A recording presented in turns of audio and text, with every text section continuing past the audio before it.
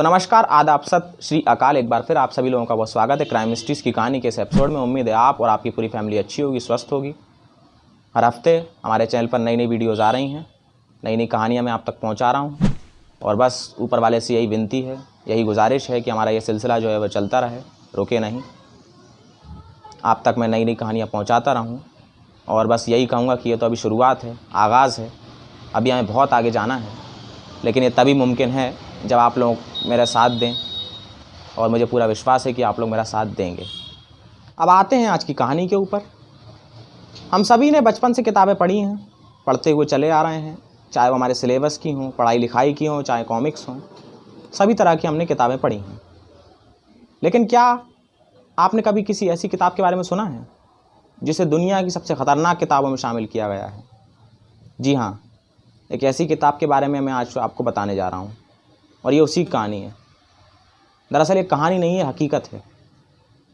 700 साल पुरानी ये किताब है जो आज भी रहस्य बनी हुई है, जिस पे कई रिसर्चर्स ने रिसर्च भी की है, पर उनके हाथ कुछ लगा नहीं। शैतानी किताब कहें, शैतान की किताब कहें, डेविल्स बाइबल कहें, कोडेक्स गीगास कहें, ये सब उस एक ही किताब के नाम हैं, जिसके बारे में मैं आज आपको बताऊंगा। जिस किताब के बारे में ये भी कहा जाता है कि ये किताब जिसके पास भी गई, जिसने भी इस किताब को पढ़ा या पढ़ने की कोशिश की, या तो उसने अपना दिमागी संतुलन खो दिया, उसका मानसिक संतुलन बिगड़ गया, उसकी मौत हो गई, या उसके घर में कुछ अनहोनी हो गई। कुछ लोगों ने यह भी कहा कि जब उन्होंने इस किताब को पढ़ा तो उन्हें इसके अक्षर हवा में तैरते हुए नज़र आए, उन अक्षरों में आग लगी हुई थी। तरह तरह की बातें, तरह तरह की कहानी इस किताब को लेकर लोगों ने बयां की है। और लोग ये कहते हैं, एक किंवदंती है कि किताब जो है वो पूरी एक रात के अंदर कंप्लीट हुई है, यानी जो किताब है वो एक रात में लिखी गई है। कुछ लोगों का ये भी कहना है कि ये पूरी किताब जो है वो एक रात में लिखी गई है, और लिखी भी किसी एक आदमी नहीं है, एक व्यक्ति नहीं है। अब थोड़ा ये जान लेते हैं कि ऐसा क्यों कहा गया है कि एक ही व्यक्ति ने लिखी है। क्योंकि जो इस किताब में जो अक्षर हैं जो लिखे हुए हैं, उसकी रोशनाई जो है और उसकी लिखावट है वो सेम है, कोई डिफरेंस जो है वो उसमें नहीं है। इस किताब पे जिसने रिसर्च की है, जिन लोगों ने रिसर्च की है, उनका कहना है कि ये प्रैक्टिकली पॉसिबल ही नहीं है, मुमकिन ही नहीं है कि कोई व्यक्ति एक रात के अंदर इतनी बड़ी किताब लिख डाले। उनका ये मानना है कि अगर कोई व्यक्ति इस किताब को डेली भी लिखता है तो उसको 20 से 25 साल इस किताब को पूरा करने में लगेंगे।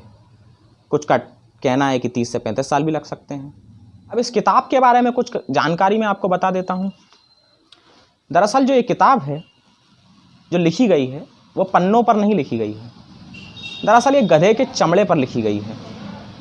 डेविल्स बाइबल, कुल 310 पन्ने हैं इस किताब में।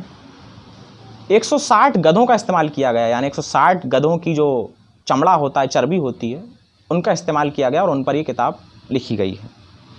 36 इंच इसकी लंबाई है किताब की, 20 इंच ये चौड़ी है। मोटाई जो है, थिकनेस जो है इसकी वो 8 इंच है। वज़न जो है इसका वो 165 पाउंड, यानी अगर हम किलोग्राम में नापें तो 85 किलोग्राम है।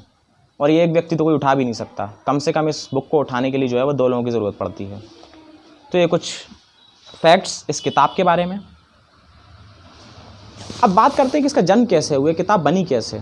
तो इसकी कहानी बड़ी दिलचस्प है। कहानी है 13वीं शताब्दी की, 13th सेंचुरी की। कहानी है चेक रिपब्लिक की, चेक गणराज्य की। 13th सेंचुरी में चेक रिपब्लिक देश में एक सन्यासी हुआ करते थे, मठ में रहा करते थे, पूजा पाठ जो उनका नित्य नियम था वो करते थे। कुछ समय बाद वो मठ के नियमों का उल्लंघन करने लगता है, जिससे मठ की बदनामी होने लगती है। बात फैलती है, राजा तक पहुंचती है। चेक रिपब्लिक के सन्यासी को बुलाया जाता है, राजा के सामने पेश किया जाता है, पूछताछ होती है। कुछ समय बाद राजा जो है एक कमेटी गठित कर देता है। कमेटी में सारी जांच होती है। उसके बाद जो है आरोप सिद्ध हो जाते हैं कि हाँ, इस सन्यासी ने जो है वो मठ के नियमों का उल्लंघन किया है और मठ की बदनामी की है। अब राजा उसे सज़ा सुनाता है, और वो सज़ा ये थी कि उस सन्यासी को जिंदा दीवार में चुनवा दिया जाए। कुछ जगह ये भी लिखा है कि या तो जिंदा दीवार में चुनवा दिया जाए या जिंदा ही ताबूत में डालकर जो है वो बंद कर दिया जाए। तो कुल मिलाकर दोनों ही कंडीशंस में, दोनों ही चीज़ों में मौत जो थी वो तय थी सन्यासी की। अब सन्यासी घबरा जाता है। अब वो सन्यासी जो है राजा के सामने एक प्रपोज़ल रखता है। वो राजा से गुजारिश करता है कि आप मुझे भले ही जो भी आपको सज़ा देनी है, जो आपने मुकर्रर की है, आप दे दें भले ही, पर मुझे थोड़ा समय दें। मैं एक किताब लिखना चाहता हूँ जो कि मानव के लिए बहुत उपयोगी हो, और जो भी मैंने मठ का नियमों का उल्लंघन किया, मैं चाहता हूँ कि मठ की जो इज़्ज़त है वो वापस लौटे। इसलिए एक मेरी कोशिश मैं करना चाहता हूँ, तो आप मुझे एक मौका दें। राजा उसकी शर्त मान लेता है, लेकिन राजा ये कहता है कि तुम्हें जो एक किताब है वो एक रात के अंदर कंप्लीट करनी है, एक रात के अंदर पूरी लिख देनी है, और अगर तुम ये काम कर दोगे तो मैं तुम्हारी सज़ा भी जो है वो माफ़ कर दूँगा। बात ठीक हो जाती है, कंफर्म हो जाती दोनों तरफ से। सन्यासी एक्सेप्ट कर लेता है, उसको रात का वक्त दिया जाता है, वो अपने मठ में जाता है और किताब लिखना शुरू करता है। आधी रात बीत जाती है, कुछ पन्ने ही उसने किताब के बामुश्किल लिखे थे। अब उसको ये समझ में आ गया था कि आधी रात बीत चुकी है, अब ये किताब मुझसे लिखी नहीं जाएगी। तो अब उसे डर भी था कि सुबह होते ही उसको सज़ा दी जाएगी, उसे दीवार में चुनवा दिया जाएगा। लेकिन अब उसे किताब भी पूरी करनी थी, तो दो ही ऑप्शन थे, या तो सुबह होने का इंतज़ार करे या किताब पूरी करे, लेकिन किताब पूरी कर नहीं सकता था आधी रात में। अब इसी बीच आधी रात बीतने के बाद सन्यासी एक विशेष पूजा करता है। अब चूँकि वो सन्यासी था और मठ से जुड़ा हुआ था, तो काफ़ी पहुँचा हुआ सन्यासी था, तो वह एक विशेष पूजा करता है। इसमें वो एक शैतान का आह्वान करता है। शैतान उसके सामने प्रकट होता है। शैतान कहता है क्या करना है। सन्यासी उसे बताता है कि एक किताब जो है वो उसे आधी रात में पूरी करनी है, और अगर वह ऐसा कर देगा तो सन्यासी अपनी आत्मा उसे सौंप देगा। शैतान जो है वह इस बात पर राज़ी हो जाता है, तैयार हो जाता है, और सुबह होने से 2 घंटे पहले वो किताब पूरी कर कर सन्यासी के सामने रख देता है। सन्यासी उस किताब को खोलता है, पहला पन्ना पलटता है। पहले पन्ने पर ही शैतान की तस्वीर बनी हुई थी, सूरज चाँद की तस्वीर बनी हुई थी, स्वर्ग की तस्वीर बनी हुई थी। 2-3 पन्ने और पलटता है। दरअसल उस किताब में अच्छाई और बुराई के अंतर को समझाया गया था, और ये बताया गया था कि शैतान ही जो है वो सबसे ज़्यादा ताकतवर है, आप उसकी पूजा करो। सन्यासी 2-3 पन्ने ही पलट पाता है बामुश्किल।